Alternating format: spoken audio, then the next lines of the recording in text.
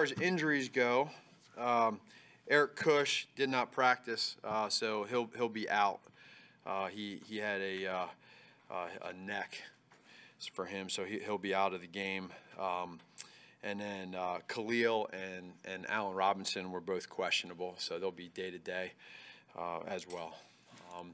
Other than that, red zone practice today, and that's an area offensively we've been trying to really hone in on, and the guys had a good day of practice. Defense, same thing, just trying to hone in on the details and discussing about finishing on every play.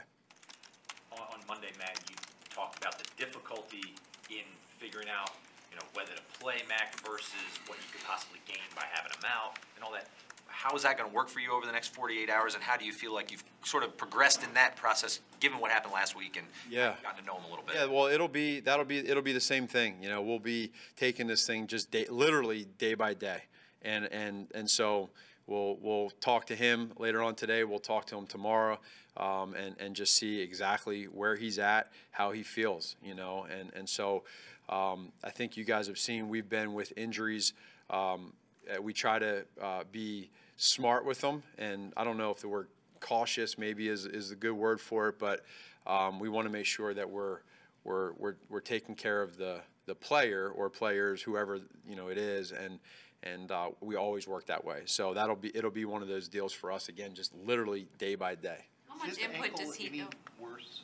What's that? Is his ankle any worse today than it was Sunday, or than it was last Saturday? I would say it's very similar. Again, it's one of those deals for him where we just want to make sure that we're doing everything we possibly can to make sure that there's no setbacks, and we want to try to improve it as much as we can. So that's going to, every day, you know how it goes with injuries. Sometimes there's good days, sometimes there's bad days. So that's kind of where we're at right now, and just making sure that he's always he's doing everything that he can to get that thing back to 100%.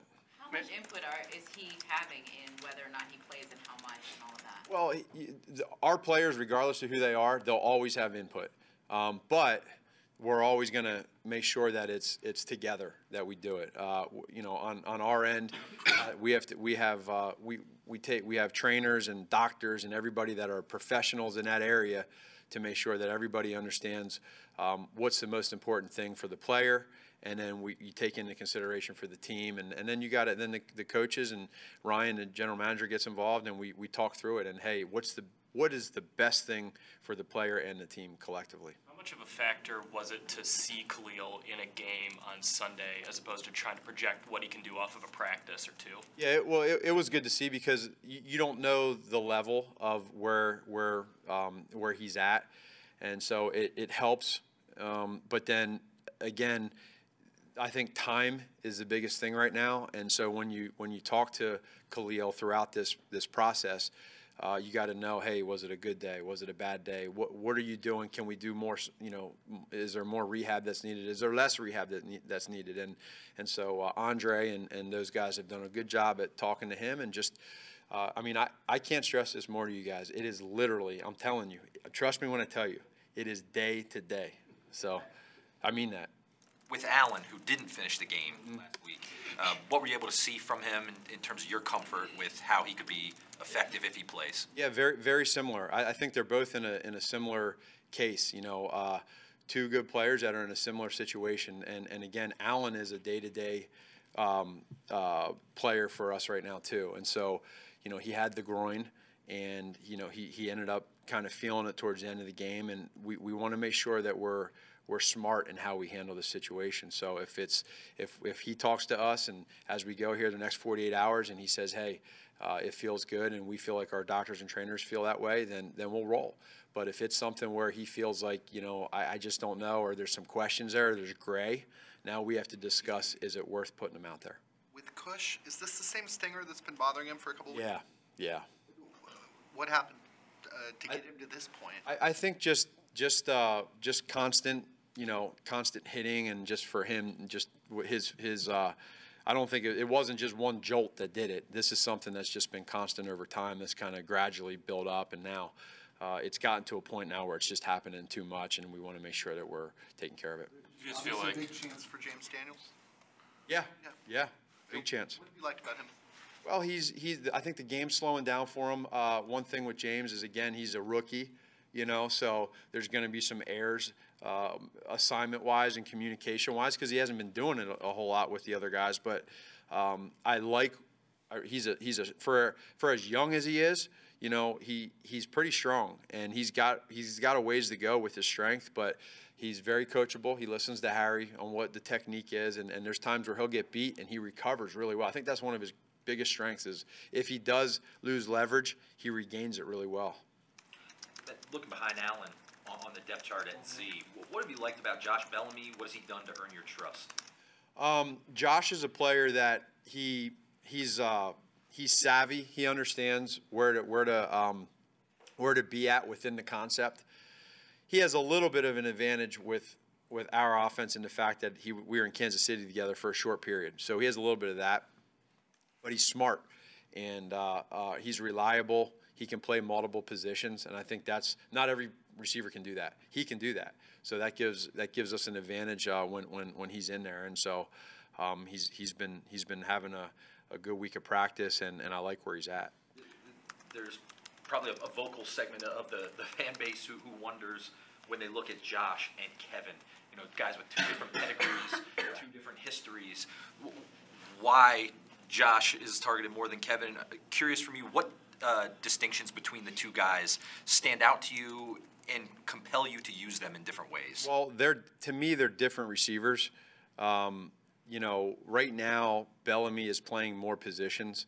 He's able to play all three. He moves around. He's more of a slot. He can get away, play in the slot. He can play outside the Z, and if he has to go in and play the X, which is Kevin's spot, he can do that too.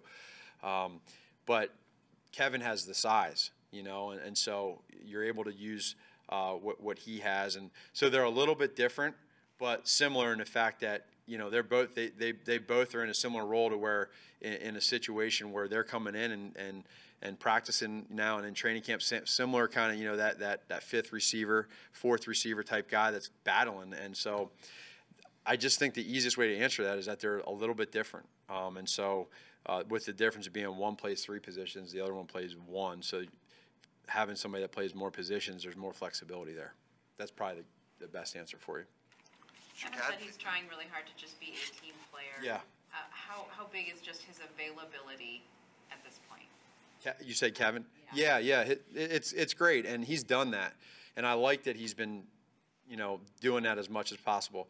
The human element of this thing with Kevin is the fact that, he hasn't been in as much these first several games. So there's a frustration part that can happen, and I don't think there's anything wrong with that. And so when you're in practice, sometimes your emotions or your actions show. You might be down a little bit or frustrated. But we've communicated to each other. We talk. I told you I'm big with that, and he has done that. He's flipped that now, and now he understands that he just needs to worry about him. And if he does that, then good things will happen. What have you gotten to know about Leonard Floyd? Just being here, his personality. Yeah, well, he's quiet. He's quiet. He doesn't say a whole lot.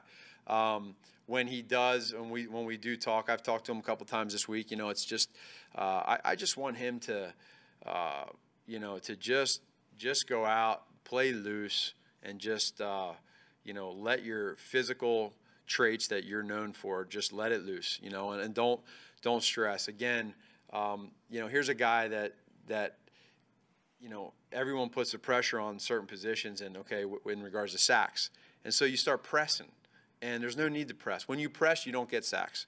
When you just let it loose and you don't press and you just cut it loose, then that's when they come, and they normally come in bunches too. So I just want him to use what he's done his whole career, which is just getting after the quarterback in a fast manner, using his moves, his speed, his leverage, and if he does that, then the sacks will come. Matt, when you guys have a free runner against your offense from the defensive side, from your standpoint, what is the sequencing, that's sort of the checklist you go through to figure out what happened? Were you saying within the game or after the game?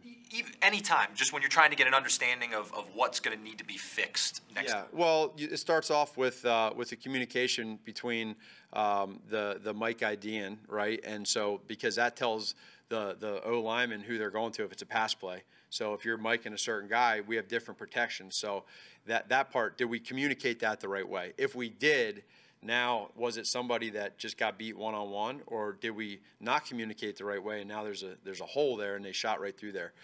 So the communication part's the first part. The second part is winning the physical battle one-on-one. And then whether it happens within the game, we got to look at it on the pictures or a coach sees it up in the box. But and then the next part of that is just correcting it so it doesn't happen again. How do you feel like you guys have done? Pretty good. Yeah. Pretty good. There's been times where there's been a few guys, and sometimes you just don't have enough guys to protect. You might be in a scat protection where you have 5 guys and they bring 6. Now you got to get it out to your hot. Just kind of curious with the wide receivers, when you have kind of this established group of 5 guys, Yeah. how difficult is it for a guy like Javon Wims to try to crack into that with limited practice reps, only a couple Yeah. practices a week? Yeah, it's hard. It's not easy because of the numbers. And so what he has to do is when he's out there in scout team, he's got to use that time to really hone in. And if he sees a particular route that's similar to what we do while he's running the cards, you got to run it like you would if you're in practice. When it comes to playing within our offense and our system, when he does get reps, you got to make the most of it. So that's probably the hardest part for a young guy that's at that line right there of reps. That's the hardest part, is being able to get the route completed, and then on top of that, build trust with your quarterback. Yeah, you talked Monday, I forget the exact quote, but about the coaching staff needing to address the ground game. How much of your effectiveness has been impacted by the number of run blitzes you guys are seeing? And if it is an issue, how do you combat that? Yeah, so every game you have a certain amount of run blitzes, and you try to keep teams off balance in regards to when you call your runs and how you call it. The tendencies are big. You want to make sure you're not somebody that they can predict when the run's coming. Now, some down and distances are predictable. But schematically, you try to put in runs that are from the fronts that you see and the blitzes that you see. You try to put in runs versus a couple different fronts that you feel like you can get after schematically. And then if they show you an unscouted look, now you got to adjust and you got to hope that you make the most of it. So as coaches, what we got to do is our homework to make sure that we're not putting our players in bad positions or scheme-wise where they're seeing something different than what they saw all week long in practice. I'm assuming Mitch has seen a few unscouted looks over the course of the season. How does he react to those? How has he handled those? He's been okay. He's been fine. I mean, he actually hasn't seen too many. There's been a few, but I'll tell you what, it hasn't been probably as many as some would think, unscouted wise. If anything, I would probably say it's probably more coverages sometimes that get you than the blitzes. So I don't know the exact number on that, but that's probably more fair to say than the blitzing. We didn't ask, oh, go ahead. Let's say, as a guy who watches a ton of tape, what have you made of the low angle of the All-22 at Soldier Field? You guys have gone through like 4 of these games. Is it lower for you, and have you had to sort of adjust your eyes to watching how low that thing is? As far as you just saying from That sideline camera. From Soldier Field? Yeah. That it's always been, that I've always had? No, I'm saying it's low there, that lower than a lot of other stadiums. Yeah. Is it an adjustment for you at all in terms of like watching the game? And It's different. Now, are you talking about the same one that the coaches see all the time? I mean, if I don't know what the All-22 or what you guys watch. I don't know. I just watch what the exos that they give us. How low is that? Normal. Normal? No, it's normal. Yeah, I don't watch what you guys. I mean, unless you're talking about something different, I don't know. But Well, I can show you. But I'm just curious. It's just you have it? Let's see it. pull it up. Yeah, pull it out. I want to see it. No, I watch normal stuff. You guys get like that. You get commentating too with it or what? They're separate files. There's coaches or, I don't know. I don't know what that is, but I heard of it. I just watch what I got on my computer, and it's like from the helicopter, so I get to see everything. All right. while we're stalling, we didn't ask you, yeah, I'd go into the game. Yes, yeah, he'll be there. I have a bunch of New York, New Jersey Sopranos. They'll all be there. Sopranos. They're coming. So they're loud, they're aggressive, and they better be Bears fans, or else their ass is getting kicked out of my house. Thanks. Oh, here.